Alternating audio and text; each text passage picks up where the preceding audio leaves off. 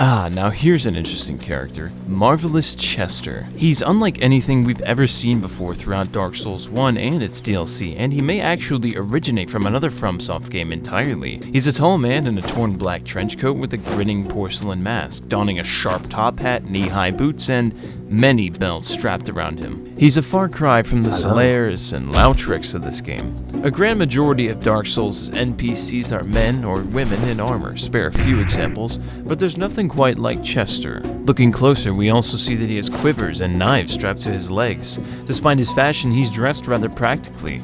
We can also see that the edges of his jacket are torn, suggesting an active or dangerous lifestyle. Clearly, he's a man of action or even violence. When we first speak to him, he tells us in his handsome English accent that we're both strangers in this strange land, which is an interesting thing to reference by name. The book in question is a science fiction novel about a man raised by aliens sent back to Earth to challenge social norms, and quite frankly, Chester embodies this perfectly. If it wasn't obvious enough, Chester is a blatant Bloodborne tie-in.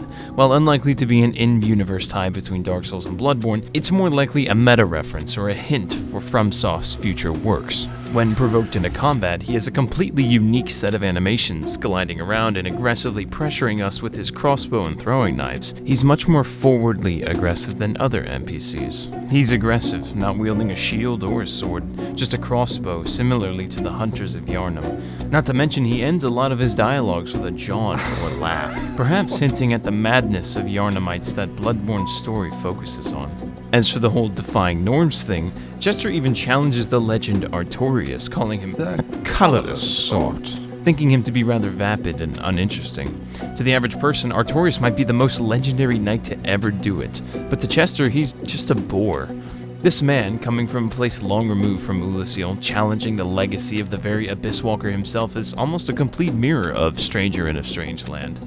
A man at a time, a long way away from the madness of Yharnam, now trapped in the plain existence of a dying world.